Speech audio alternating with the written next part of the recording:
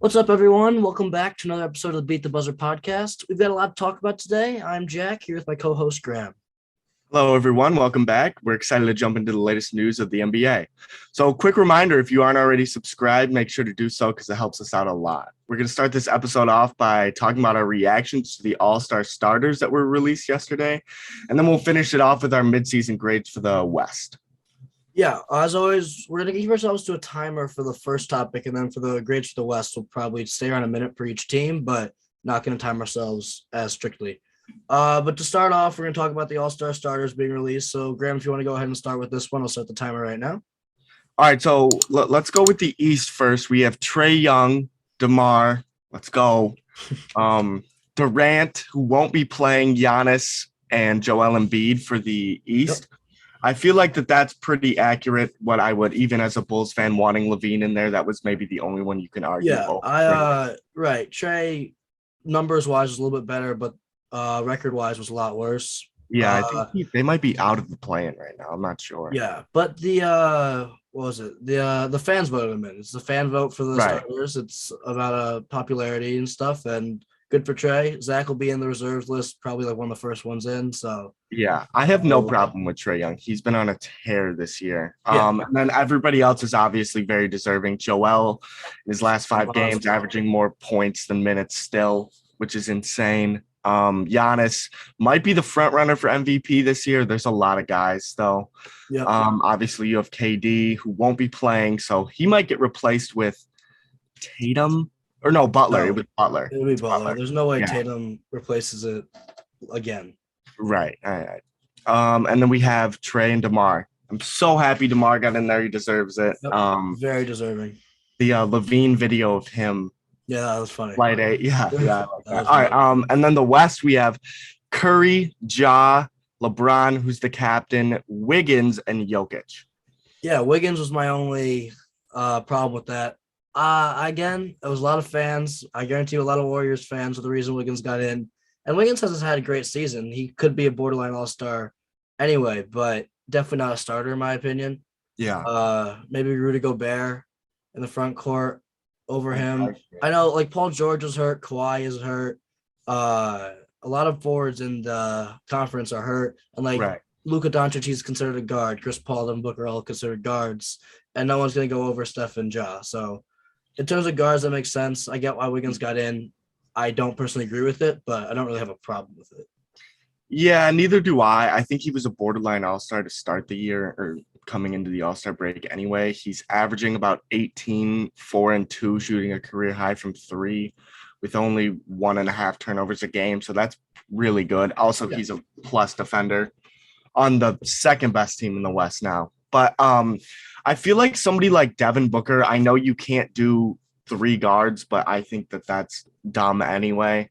But somebody like Devin Booker or Luka has outplayed Andrew Wiggins this year, who just they just deserve that spot. So maybe change that voting up, make it like 33% fans, 33% coaches, and 33% players, with like Adam Silver 1% or something. I don't know. Right. Well, you saw like the media. I think they broke it up this year with popularity, like fan wise, was 50%. And then media had 25%, like a panel of journalists / investors had it. And then the players had 25%.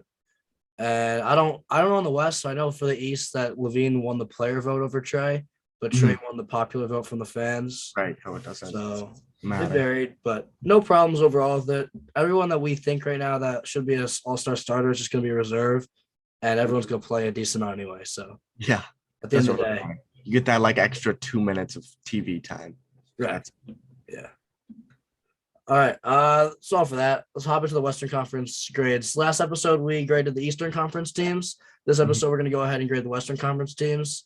Graham, if you want to tee that up and start off with the first. Yeah, we're going to go from worst to best, starting out with the Houston Rockets at 14-34 with a 29% win percentage. So this is kind of like the Magic. Like I never expected Houston to be good this season. So like they've been terrible, so I'm gonna go in like a average like C- probably, because I like what you've got from Jalen Green looks promising. They had some young players that have showed promise.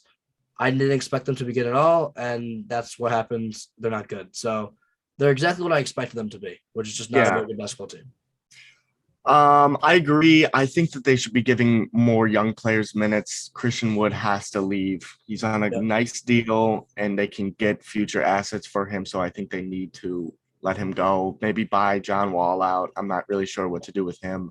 But yeah, I do like what I've seen from Jalen Green. He's inefficient, but that happened with Anthony Edwards last year. Yeah. Look at him this year. So that shouldn't be a problem. Josh Christopher has shown some signs of there's some flashes. And then Segun, don't know how to pronounce his first name. We were trying to figure it out in the before the episode. So I'm just gonna say Sengun.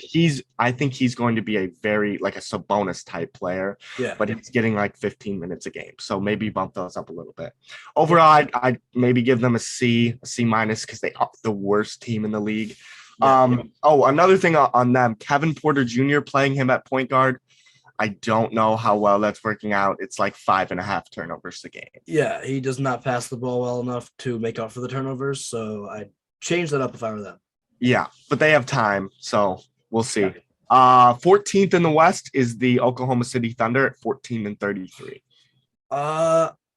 Probably the same thing as the Rockets. I didn't expect them to be very good either. Josh Giddey's been great. Shea has always been great. Lou Dort's been great. They have a lot of talent and a lot of young talent to build on, but again, no one thought they were going to be good, and they're not good. So I'm going to go right around a C as well for them as too. Yeah, I might give them a B because we thought the Rockets. I don't know. The Rockets were supposed to be really bad, so I guess it's not that much of a difference. But I like the Thunder's young talent maybe a little bit better. Shea is like really, really good. He's really good. It's like 24 a game this year with like 7 to 8 assists. Like you said, Lou Dort looks really good. Trey Mann, who they drafted, also looks good. Mm-hmm. And then Darius Baisley and the Poku. You know, they have a lot of guys who are low risk, high reward players who could easily turn into stars. Yeah. And they're getting the minutes to do so. So I really like the direction they're going in. Also, trading players like Kenrich Williams, hopefully to the Bulls, fingers crossed. And Derek Favors will get you more future assets considering you'll be drafting 7 6th graders in like the 2030 draft. Right. Because they have like an absurd amount of picks right now. Like 26 over the next like 5 years or something. It's crazy. Yeah, it's wild. All right, moving on to the Kings at 18-32. They've lost 5 in a row, by the way. They're a D for me because you have Buddy Hield, Darren Fox, you have enough talent on the team like Bagley. And you're just not getting anything from it. They should be closer to 500 than they are and around the play-in spot, and they're not going to be. But you have too much talent on the team to be, what was it, 18-32 you said? Yeah, 18-32. Yeah, you can't. You have too much talent to be that bad. Yeah. So D. I agree. I don't think De'Aaron Fox and Tyrese Halliburton necessarily play well together. Same. And the question is for the Kings is why I'm giving them a D is they've reset so many times and they look to be in a position where they kind of have to reset again. Because every time the problem is it's a soft reset. So you reset guys around De'Aaron Fox, but is De'Aaron Fox really one guy of the future? Maybe, probably not, in my opinion. I think you see him as a great 2. Second, I do too. I think I can see him as a point guard that can lead a team to not lead, but like be a secondary star, maybe a third option.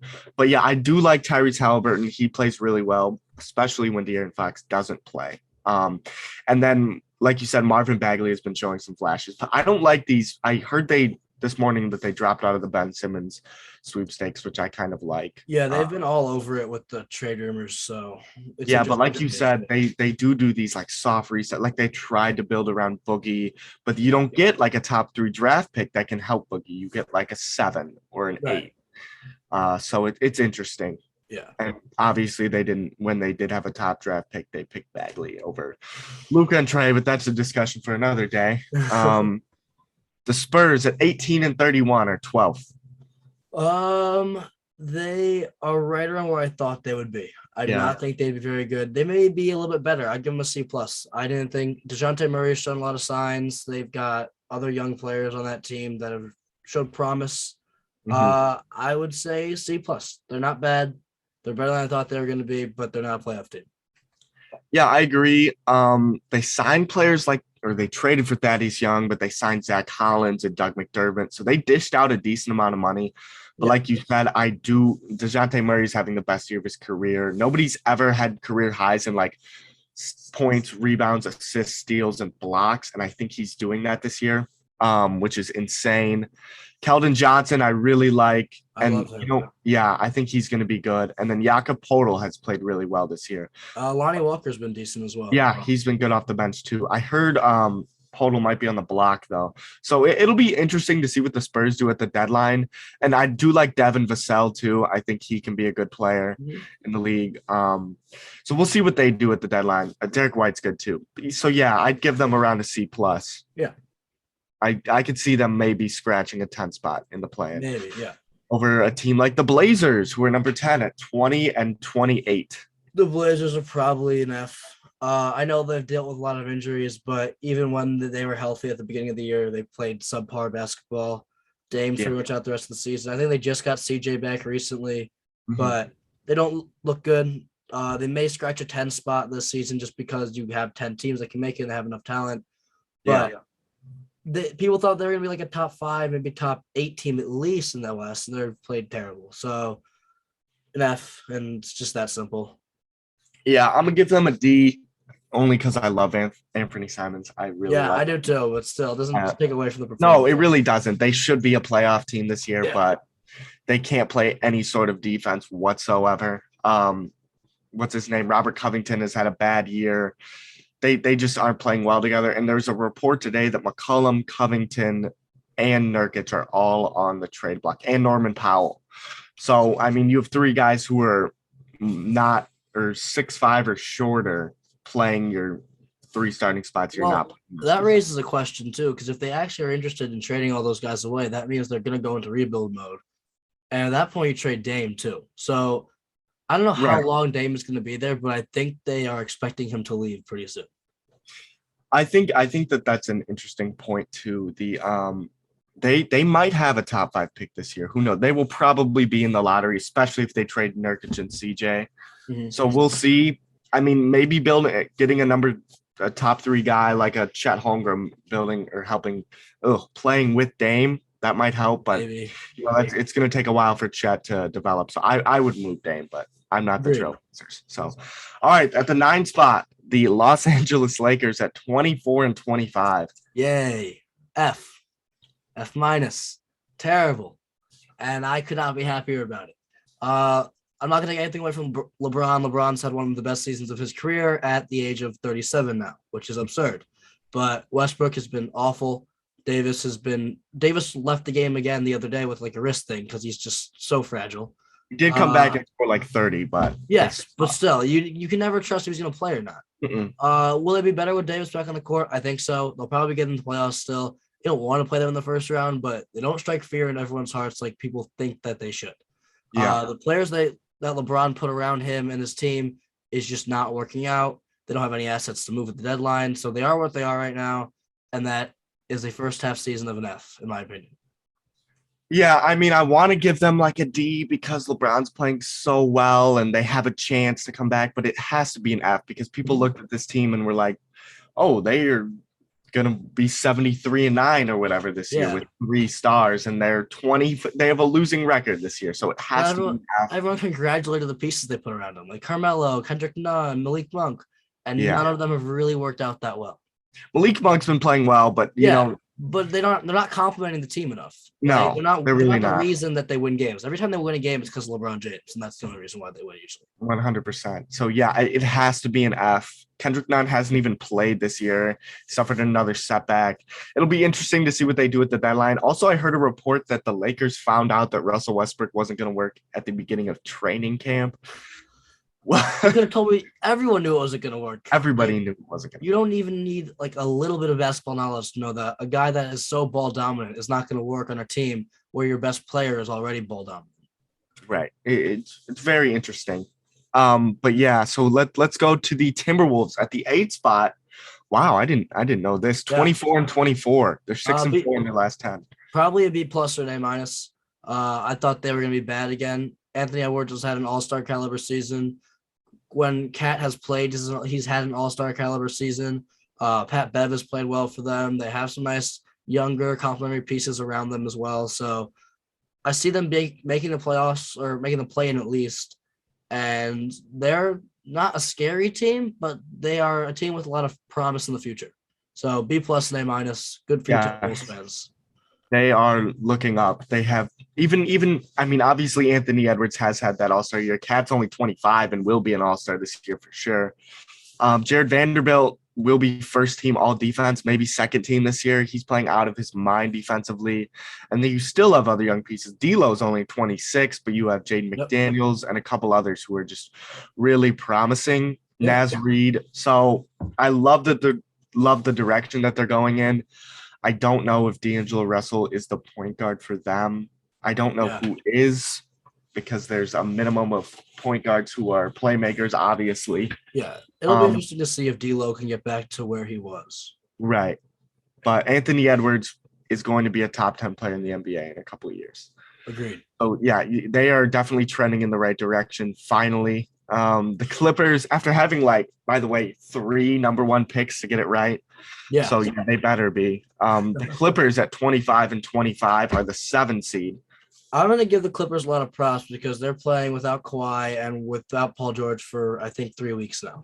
Yeah. Or at least maybe 4 weeks now. They're staying afloat in the Western Conference at the 7th seed. They are in the mix to be a play-in playoff team, and you're going to get Kawhi and Paul George back before the playoffs, most likely. And if you can get that, no one wants to see them in the first round. It's a scary team. Props to all the Clippers players, and Tyronn Lue in particular. Should be a coach of the year candidate, as he should be every single year.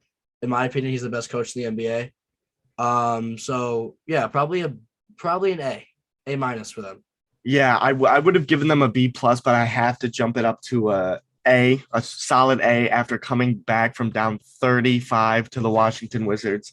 I don't know what we gave the Washington Wizards, but it has to be downgraded to an F now. They suck. But yeah, the Clippers, Luke Kennard is coming into his own. There's a bunch of players just playing really well together.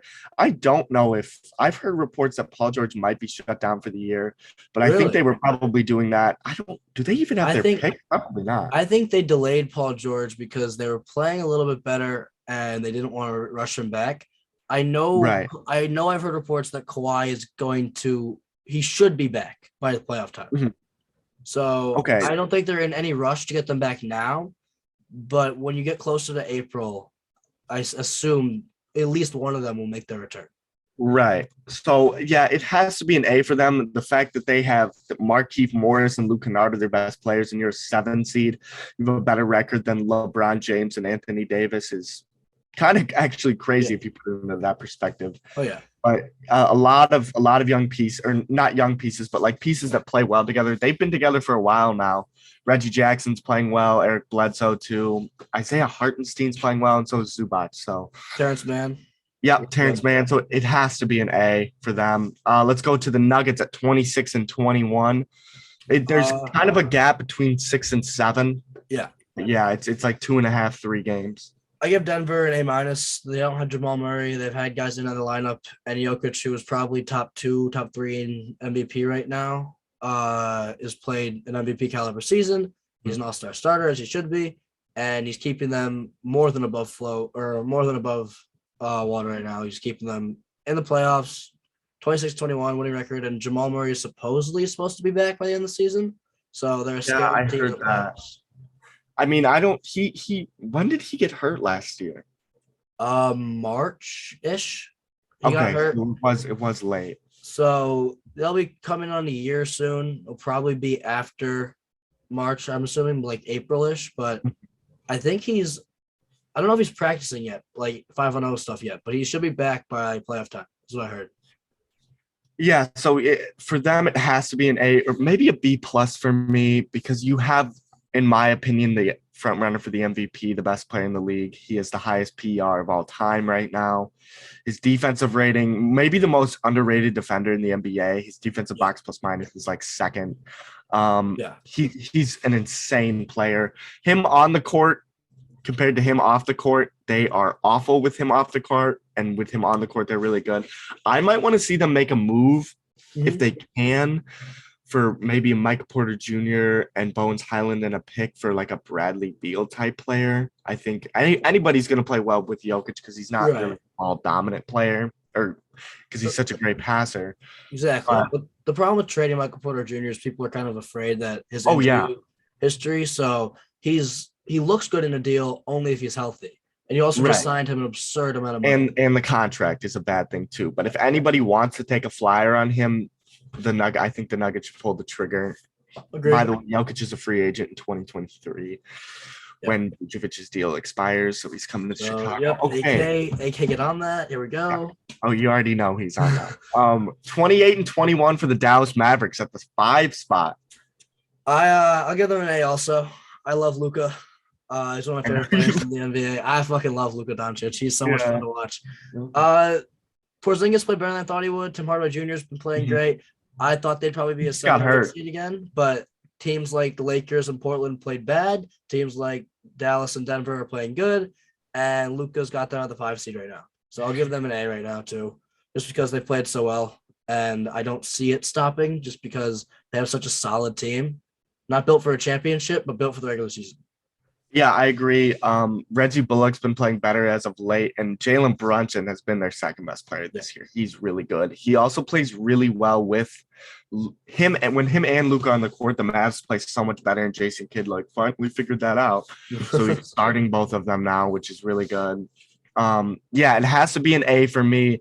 I kind of want to see them make a move at the deadline. I don't know exactly what they need. You know who's been really underrated this year is Dorian Finney-Smith. He's always a good defender. He can shoot. Actually, Cleveland's been great for them too. Yes, he's been really good too. So a lot of good role players, but you're still looking for that like secondary star. Yeah, they may have the best role players in the league actually. Yeah. Behind the Bulls, of course. They probably have the best role players in the league. Yeah. Behind the healthy Bulls, that is. Yeah. Takes fucking forever for everyone to get healthy. But a discussion for another day. Give it 6 to 8 weeks. Trust me. We'll be back in 6 to 8. All right. We got the Jazz at 30-19. They're 9 games out of the first spot. I'm gonna go really quick. I'm gonna give them a C plus. Okay. Which is low. I understand. Low. Not what I would give them, but okay. Right. They're 2-8 in their last 10. Really?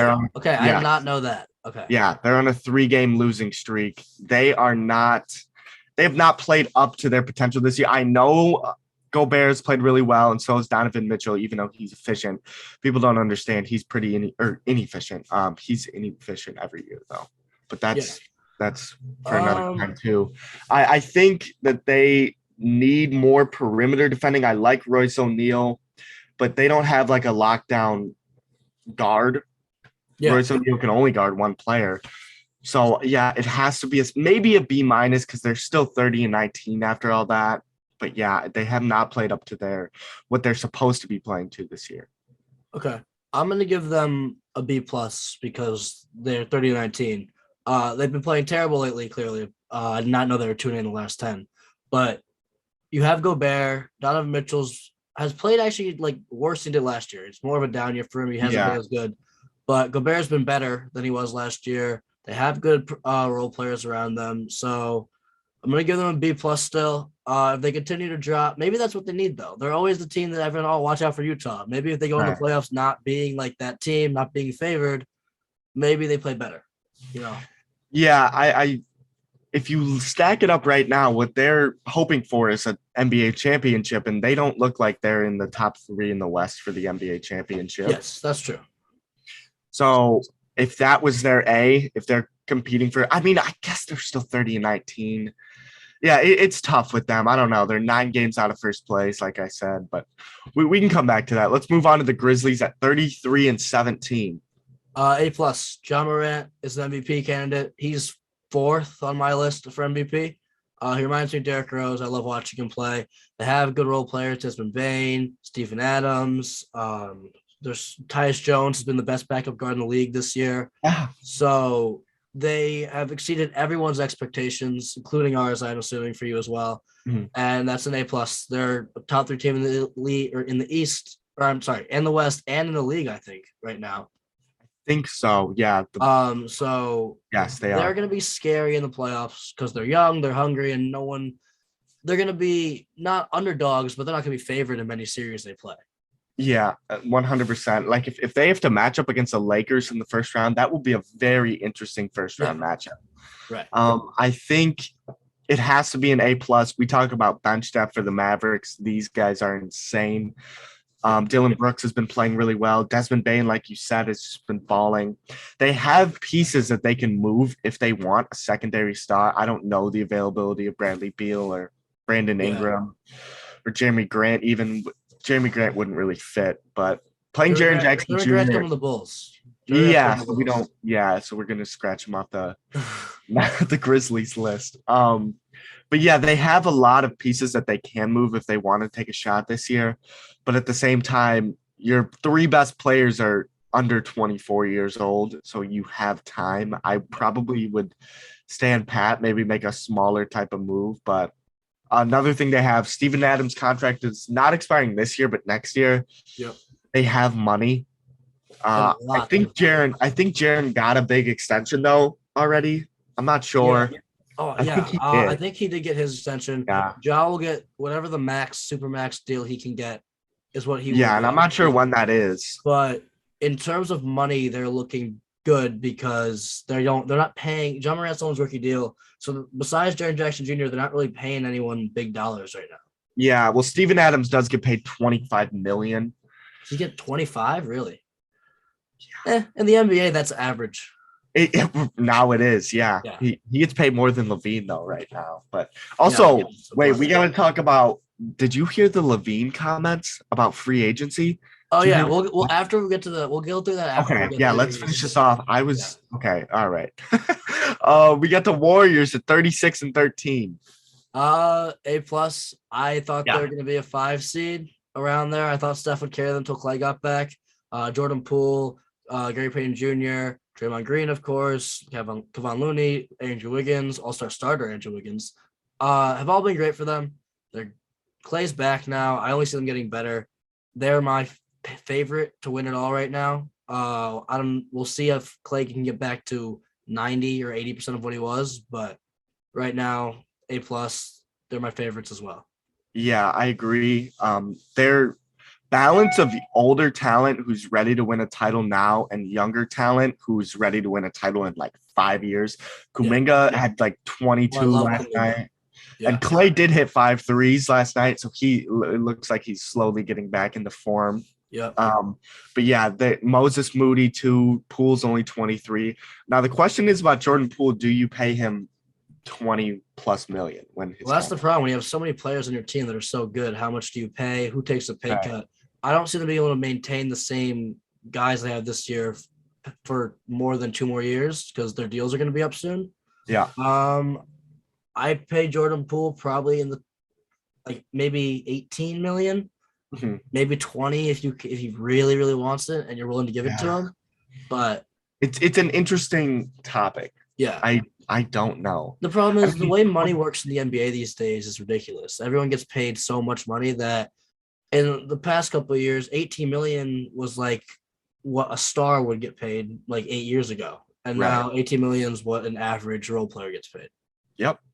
So it's very, very odd, but yeah, it has to be an A+ for me. They've won 4 in a row. They're not a top, but they are second place to the Phoenix Suns, who we will get into right now at 38-9, the only single-digit loss team in the league, and they carry the best record. A+ as well. Chris Paul's been great. Devin Booker's been great. DeAndre Ayton is proving that he is deserving of that max deal. He's been hurt. Yeah, but when he did play, he is deserving. When he does play, see, that's interesting though, because people like when Jalen Smith comes in and plays with Chris Paul. Yeah, he's been great. Jalen Smith balls. So it's very interesting. Right. So DeAndre Ayton has not been bad at all, and he's deserving of the max dollars. But when Jalen Smith's also playing that good, do you want to risk all your money on Ayton or pay the rookie contract? Right. There's also maybe 25 other teams in the NBA who'd be willing to give DeAndre Ayton a max deal. So it'll be interesting to see what the Suns do. They probably will end up paying him.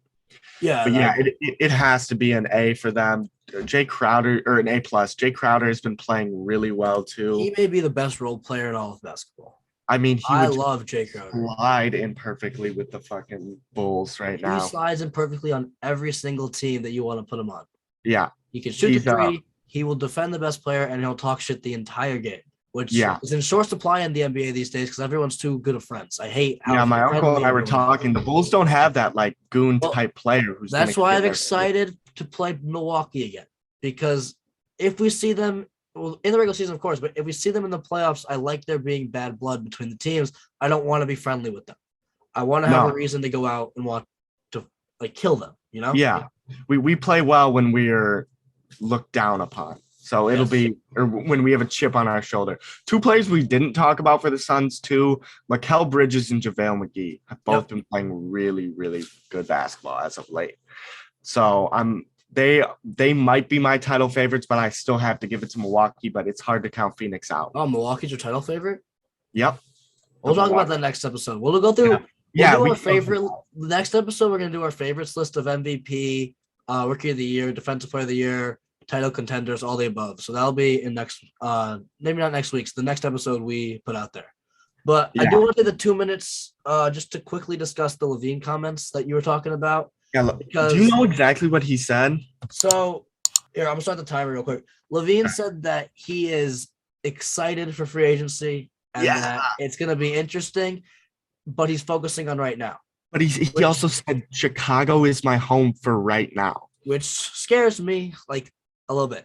I'm not too scared. He has to entertain free agency. He needs to act like he's not for sure coming back here, one, so we can listen to offers, and two, so we'll give him a max. Mm-hmm. But I'm also not going to worry about it until after the season's over. I feel like if we disappoint in the playoffs, then a little bit of fear.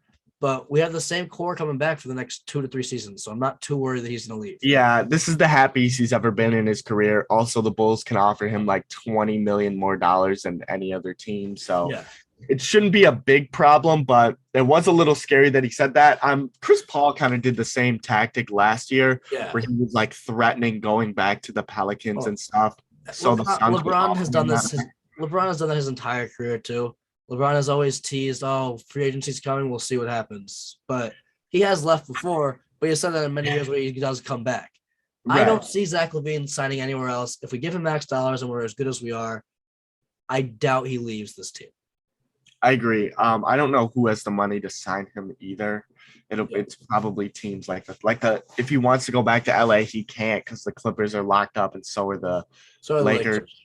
Yeah. The Warriors have no chance, and if he wants to go to the Kings, he can. Remember, the Kings offered him that. If he wants to go to the Kings and waste away his talents, then go be my guest. I will laugh every time we go in there and kick his ass then if he goes to play in fucking Sacramento. Yeah. It's a waste of your life to go play in Sacramento.